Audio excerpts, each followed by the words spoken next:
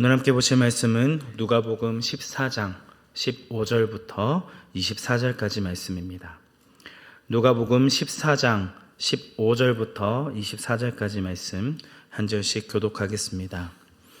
함께 먹는 사람 중에 하나가 이 말을 듣고 이르되 무릇 하나님의 나라에서 떡을 먹는 자는 복되도다 하니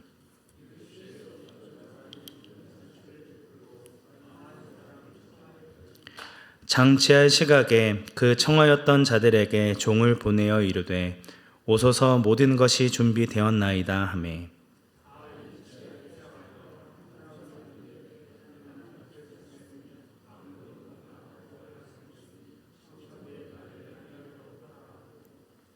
또 한 사람은 이르되 나는 소 5겨리를 샀음에 시험하러 가니 청컨대 나를 양해하도록 하라 하고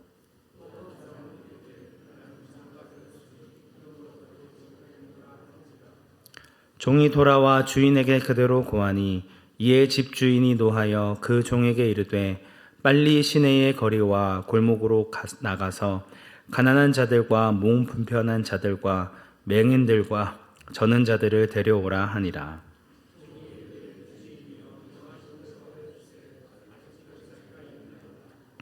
주인이 종에게 이르되 길과 산 울타리가로 나가서 사람을 강권하여 데려다가 내 집을 채우라. 내가 너희에게 말하노니 전에 청하였던 그 사람들은 하나도 내 잔치를 맛보지 못하리라 하였다 하시니라. 아멘. 오늘 본문의 내용은 잔치의 비유입니다. 이 본문은 전도 집회 때마다 빠지지 않고 등장하는 말씀이기도 합니다. 무슨 수를 써서라도 일단 강건하여 교회의 문턱을 밟게 하는 것이 중요하다라는 논리입니다. 완전히 틀린 말은 아닙니다. 하지만 저희가 읽은 본문뿐만 아니라 그 문맥을 함께 살펴보아야 더 정확하게 내용을 이해할 수 있습니다. 본문의 주된 메시지가 무턱대고 전도하라는 단순한 의미가 아니라는 것입니다. 이 비유가 등장하게 된 상황은 14장 1절 말씀에 기록되어 있습니다. 안식일에 예수께서 한 바리새인 지도자의 집에 떡 잡수시러 들어가시니 예수님께서는 한 바리새인 지도자의 집에 초대받아 가셨습니다. 아마도 그 자리에 함께 초대받은 대부분의 사람들은 바리새인 지도자들이었을 것입니다. 항상 바리새인들과 여러 논쟁을 해왔던 예수님의 입장에서는 매우 어색한 자리에 있었던 것이죠. 게다가 7절 후반절 말씀을 보면 초대받은 사람들이 예수님을 매우 주시하여 쳐다보고 있음을 알 수 있습니다. 영어 성경으로 carefully라고 적혀 있습니다. 마침 그 자리에는 수종병 든 한 사람이 있었고 예수님은 그 사람을 고쳐 보내십니다. 그런데 여기서 한 가지 문제가 드러나죠. 그날이 다름 아닌 안식일이었던 것입니다. 이전 장인 13장에서도 안식일에 대한 논쟁이 동일하게 등장합니다. 이에 바리새인들의 반응을 잘 보여주는 구절이 있는데 13장 14절 말씀입니다. 회단장이 예수께서 안식일에 병 고치시는 것을 분내어 무리에게 이르되 일할 날이 엿새나 있으니 그동안에 와서 고침을 받을 것이요 안식일에는 하지 말 것이니라 하거늘. 그들은 안식일을 기억하여 거룩하게 지키라는 사계명을 따르는 것이 병든 자를 고치는 것보다 더 중요하다라고 생각합니다. 역시 예수님과 함께 초대를 받은 대다수의 지도자들 역시 동일한 생각을 가지고 있었을 것입니다. 이에 예수님께서는 14장 5절 말씀에서 너희 중에 누가 그 아들이나 소가 우물에 빠졌으면 안식일에라도 곧 끌어내지 않겠느냐 하고 질문합니다. 예수님의 질문에 바리새인들은 아무런 대답을 하지 못합니다. 예수님께서 모세를 통해 율법을 주신 것은 하나님을 사랑하고 이웃을 사랑하며 그들을 긍휼히 여기기 위함이었습니다. 하지만 바리새인들은 율법을 주신 원래 목적과는 상관없이 이웃을 긍휼히 여기기는커녕 종교적인 명분을 우선시 여깁니다. 그럼 그들이 그 율법대로 사느냐? 그렇지 않다는 게 문제입니다. 겉으로 보여지기에는 하나님의 율법을 잘 지키는 것 같아 보이고 말로는 율법대로 살아가야 한다는 것을 주장하지만 우물에 빠진 대상이 자신의 아들이나 소가 되었을 때에는 자신의 말과는 정반대의 행동을 한다는 것입니다. 다른 사람에게는 엄격한 잣대를 들이대면서도 그것이 자신의 문제가 되는 순간 한없이 너그러워지는 이중적인 모습을 보입니다. 실상 하나님의 말씀에 순종하기보다는 자신이 소유하고 있는 재물이나 명예를 더 중요하게 여기고 있음을 보여주고 있는 것이죠. 예수님은 이러한 이중적인 모습을 보이는 바리새인 지도자들을 향해 잔치에 청함을 받을 때에 높은 자리에 앉지 말고 차라리 끝자리에 가 있으라 말씀합니다. 이미 그들은 유다 백성들의 존경을 받는 지도자들로서 잔치에 청함을 받을 때 높은 자리에 앉는 것을 매우 당연하게 여기던 자들이었습니다. 예수님은 이들을 대상으로 너희가 정말로 율법을 지키고 율법을 가르치는 지도자라면 자신을 높이는 자를 낮아지고 자기를 낮추는 자는 높아지리라는 11절의 말씀과 같이 자신을 낮추어야 한다고 말씀합니다. 이어지는 12절과 14절 말씀에서는 식탁 교제에 자신을 초대한 주인을 향해 사람들을 초대할 때에는 형제나 친척 혹은 부유한 이웃 사람을 초대하지 말고 그에게 전혀 갚아줄 수 없는 가난한 자, 지체 장애인들, 맹인들을 초대하라 말씀합니다. 이러한 갚을 것이 없는 자들을 초청하여 그들을 배불리 먹여주는 것이 너에게 복이 될 것인데 그 복은 의인이 부활할 때 갚음을 받게 될 것이다 라고 말씀합니다. 예수님의 이 말씀은 지금의 우리들에게는 그리 충격적인 이야기로 받아들여지지 않지만 당시 사람들에게는 매우 충격적인 말씀이었습니다. 그들의 인간관계에 대한 관습이나 고정관념을 완전히 깨트리는 말씀이었기 때문입니다.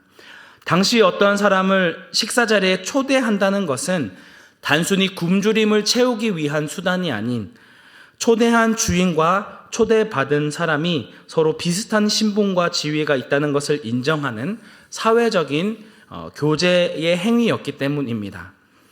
그렇기 때문에 당연히 자기가 초대를 받을 만함에도 초대를 받지 못했던가, 반대로 초대할 수 있는 대상자를 초대하지 않는 것은 사회적으로 모욕을 주는 것이었습니다. 식사에 초대한 사람이 높은 신분이면 초대받은 사람의 명예도 동일하게 높아졌습니다. 그래서 높은 자리에 있는 사람들로부터 초대를 받거나 이들을 초대하는 사람들은 자신이 속해 있는 그룹을 자랑하며 자신을 높였습니다. 그들만의 사교 모임의 성격이 강했던 것이죠. 또한 초대를 받거나 선물을 받았다면 당연히 이를 갚아야 할 의무도 주어졌습니다. 그래서 이때 당시에는 서로 형편이 맞지 않는 사람들은 섣불리 초대하지 않았습니다. 높은 주위에 있는 사람이 가난한 사람을 초대하면 초대하는 사람의 명예가 손상되어지고 반대로 가난한 사람이 부자의 초대를 받았다면 그 역시 초청에 상응하는 대접을 베풀어 주어야 했기 때문에 대단히 부담스러운 일일 수밖에 없었습니다. 그런데 예수님께서는 이러한 문화적인 배경을 무시하고 서로 형편이 맞지 않는다 할지라도 가난하고 궁핍한 지체 장애인들을 초청하라 말씀하십니다. 그들에게는 갚아줄 만한 것이 아무것도 없기 때문에 하나님께서 직접 부활하실 때에 갚아주시겠다 말씀하고 있는 것이죠. 예수님께서는 사람의 가치를 경제적이거나 사회적인 지위로 등급화한 당시 로마 사회의 관례를 무너뜨리십니다. 가난하고 궁핍한 사람들, 누군가의 도움이 없이는 살아가기 힘든 사람들을 친구와 가족과 동일하게 귀하게 여기고 그들을 섬기라는 것입니다. 또한 너희들도 가난한 사람과 지체 장애인들과 같이 하나님의 긍휼하심을 받아야 할 죄인이라는 것을 인정할 것을 말씀하시는 것이죠. 높은 자리에 앉아 온갖 혜택을 누리던 바리새인들이 도저히 받아들일 수 없는 말씀입니다.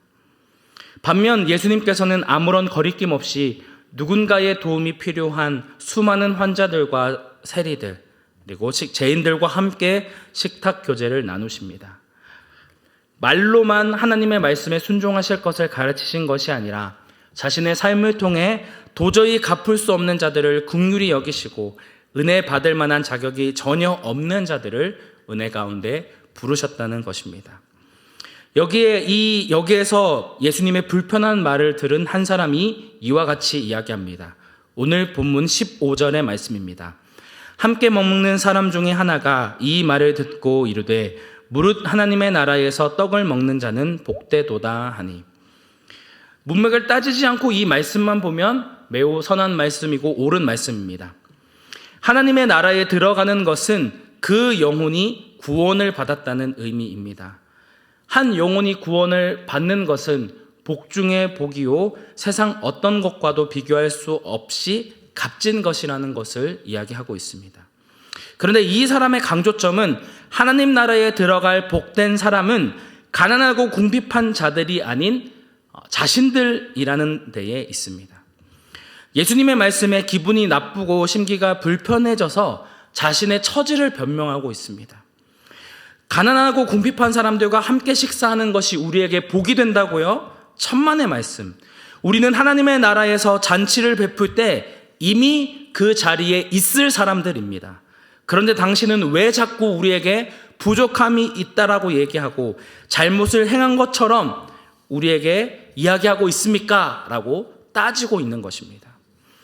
바리새인들은 정치적으로나 종교적으로 모범적이고 존경받는 사람들이었습니다. 그리고 현재 예수님과 식사를 하고 있는 사람들은 어떤 사람들이었죠? 바리새인들 중에서도 지도자들이었습니다. 스스로 하나님의 율법을 따라 모범을 보이고 살아간다는 자부심이 대단했기 때문에 자신들은 하나님의 나라에 들어갈 충분한 자격과 조건을 갖추고 있었다라고 믿고 있었다는 것이죠. 그래서 그들은 우리는 하나님의 나라에서 떡을 먹을 것입니다 라고 답변할 수 있는 것입니다. 하지만 예수님은 이러한 바리새인들의 잘못된 확신에 대한 답변으로 오늘 잔치의 비유를 말씀해 주셨습니다. 이 비유를 통해 과연 하나님의 나라에 들어갈 수 있는 사람이 누구인가를 살펴보라는 것입니다. 17절 말씀과 같이 어떤 사람이 큰 잔치를 베풀고 이미 초대받은 사람들에게 종을 보내어 모든 것이 준비되었으니 와달라고 초청을 합니다. 두 번째 요청을 한 것이죠. 오늘날도 청첩장을 보낸 것으로 끝이 아니라 이 사람이 참여할지 안 할지를 다시 한번 확인하는 것과 비슷한 개념이라고 생각하시면 됩니다. 하지만 요청받은 사람은 하나같이 오기를 거절하고 있습니다. 그 거절의 내용이 무엇입니까? 나는 밭을 샀음에, 나는 소 5겨리를 샀음에, 나는 장가 들었으니 가지 못하겠다는 것입니다. 지금이나 그때나 밭을 사고 소를 사고 장가를 드는 일에는 많은 경제적인 비용이 들어갑니다. 거절한 사람의 이 거절의 내용이 다 뭔가를 샀으니 미안하지만 못 가겠다라는 뜻입니다. 어떤 것을 의미할까요? 이는 앞서 설명한 배경과 연결이 되어집니다. 처음 주인으로부터 잔치에 초대를 받았을 때에는 서로의 상황이 비슷한 처지이기 때문에 그 잔치에 가겠다고 했습니다. 그런데 지금은 어떻다는 것이죠? 내가 너보다 사회적으로나 경제적으로 더 높은 자리에 있다는 것입니다. 이제는 초청했던 사람보다 더 위에 있으니 여러 가지 핑계를 대며 잔치에 가지 못하겠다 거절합니다. 이미 충분한 시간이 주어져 있기 때문에 그들의 변명은 타당한 이유가 될 수 없음에도 불구하고 그들은 개의치 않습니다. 약속을 이행하지 않아 사회적인 명예가 실추되더라도 자신의 욕망을 채우는 것이 우선이고 지금 당장 자신의 욕망에 따라 밭을 사고 소를 사고 장가 드는 일이 더 중요하다는 것입니다. 이전과 우선순위가 바뀌었음을 보여주고 있습니다. 처음 초청에 응했다가 마음이 바뀐 사람들에게 24절의 말씀이 주어집니다. 우리 24절 말씀 함께 합독하겠습니다. 내가 너희에게 말하노니 전에 청하였던 그 사람들은 하나도 내 잔치를 맛보지 못하리라 하였다 하시니라.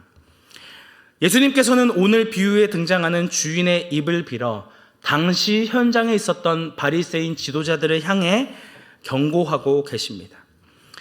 예수님께서는 이 땅 가운데 오셔서 자신의 하나님의 아들이심을 끊임없이 드러내시며 많은 사람들에게 구원의 잔치에 참여할 것을 요청하였습니다.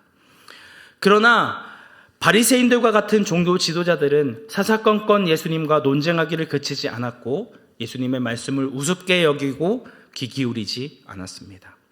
종교적인 명분을 중시하던 이중적인 삶에서 돌이켜 하나님께서 율법을 주신 목적과 뜻대로 사랑과 긍휼의 마음으로 모든 사람을 존귀히 대하라는 말씀을 거절하고 거부합니다. 그들은 생명의 떡이신 예수님을 버리고 세상의 떡과 잔으로 자신을 채웁니다. 탐욕과 욕심으로 하나님의 뜻과는 전혀 상관없는 삶을 살아갑니다. 이들이 처음부터 그랬을까요? 그렇지 않았을 거라 생각합니다. 그는 누구보다도 더 열심히 하나님의 율법을 따르고 애쓰고 순종했던 사람들입니다. 하지만 세상을 살아가다 보니 그들의 마음이 바뀌기 시작했습니다. 이제는 하나님보다 내가 소유하고 있는 재물과 명예와 사회적인 지위가 더 중요하게 보이기 시작합니다. 가난하고 병들어 있는 이웃을 사랑으로 섬기기보다 자신들의 명예를 높여줄 잔치자리에서 높은 자리에 앉기를 소망하고 바라고 있습니다. 그 누구보다 하나님 나라에서 만찬에 참여할 것을 소망하고 기다리던 바리새인들은 지금 현재 예수님이 베풀고 있는 구원의 잔치를 거부하고 배척하고 있습니다. 그 결과 그들은 예수님의 잔치에 참여하지 못하게 되죠. 그럼 그 빈자리를 누가 채우게 되었을까요? 초대에 응하지 아니한 자들로 인해 명예가 실추되어 버린 주인은 크게 노합니다. 그럼에도 잔치를 포기하지 않고 자신과 동등한 입장이 아닌 자들, 원래라면 잔치에 참여할 자격이 없는 자들을 불러 모아서 잔치를 강행합니다. 가난하고 몸 불편하고 보지 못하고 저는 자들을 데려오라 합니다.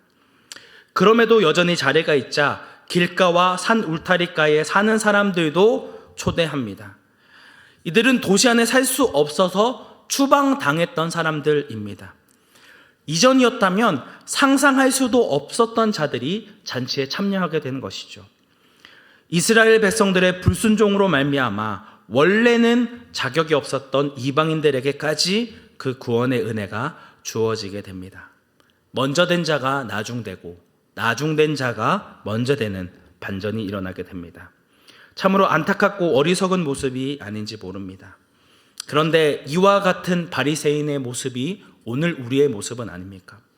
처음 우리가 예수님의 구원의 잔치에 초대받았을 때에는 너무나도 기쁘고 감사한 마음으로 하나님의 은혜를 찬양하며 전도하는 삶을 살아갔습니다. 주님이 내 삶의 주인임을 고백하며 흔쾌히 그분의 길을 따르겠다, 주님의 말씀에 순종하겠다 다짐합니다.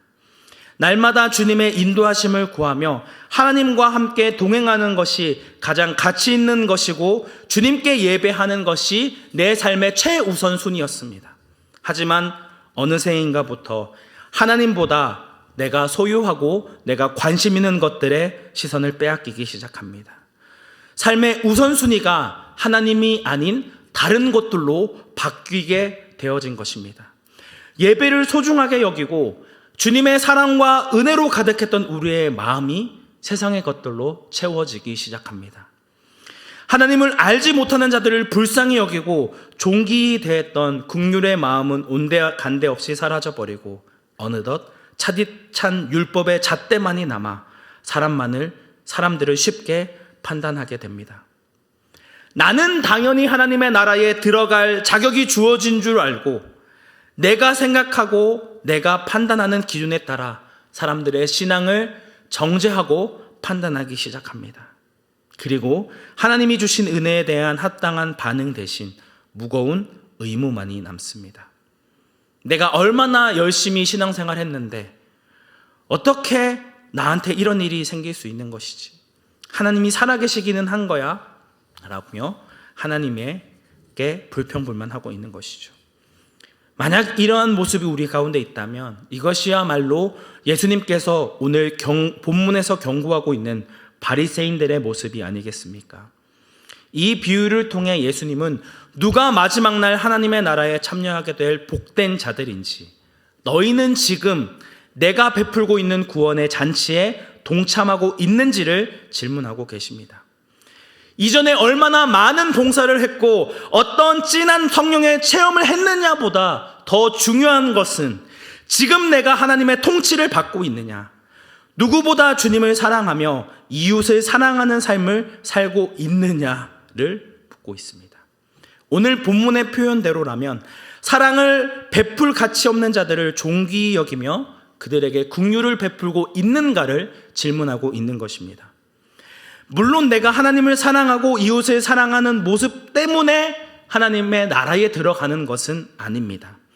이 잔치에 초대받은 자들의 자격이나 조건은 주인의 의지에 달려있는 것이지 손님의 자격에 달려있는 것이 아니기 때문입니다.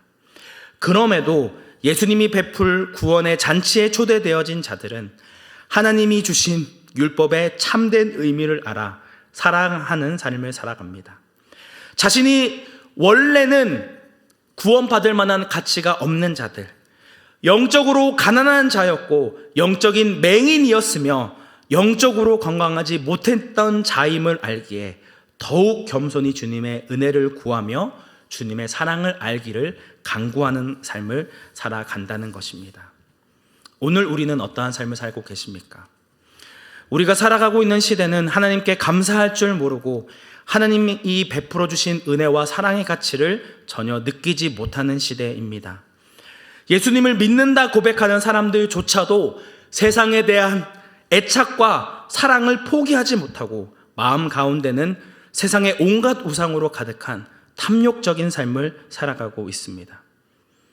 주님이 우리에게 허락하여 주신 구원의 축복이 삶의 최우선순위가 아니라 여전히 다른 무언가를 가치 있게 여기며 살아가고 있는 것이죠. 오늘 우리는 어떠한 삶을 살고 있습니까? 하나님의 나라를 소망하며 날마다 세상의 탐심과 정욕을 부인하며 서로 사랑하라는 새 계명에 온전히 순종하는 복된 자입니까? 아니면 세상의 탐심과 정욕 앞에 마음이 수시로 변하여 세상에서 복된 자가 되기를 소망하는 이 세상의 사람입니까? 구원의 은혜를 받을 자격 없는 자에게 은혜를 베풀어 주셨던 그 하나님의 사랑에 감격하며 주님 앞에 온전히 나아갔던 그 처음 마음 그대로 주님 앞에 겸손하게 나아가 날마다 자기를 부인하며 하나님의 긍휼과 은혜를 사모하며 나아가는 온사랑교회 성도님들이 되시기를 주님의 이름으로 축복합니다. 함께 기도하겠습니다. 은혜가 충만하신 하나님 아버지, 말로는 주님이 우리의 삶의 주인이라 고백하며 주님을 따른다 했지만 악한 세상 속에 살아가다 보니 자연스럽게 세상과 타협하고 하나님이 아닌 다른 세상의 것들로 우리의 마음을 더럽혔음을 고백합니다. 우리의 연약함을 붙들어 주시고 아무런 자격 없음에도 우리를 택하시고 불러주셨던 그 첫사랑의 마음을 회복하기 원합니다.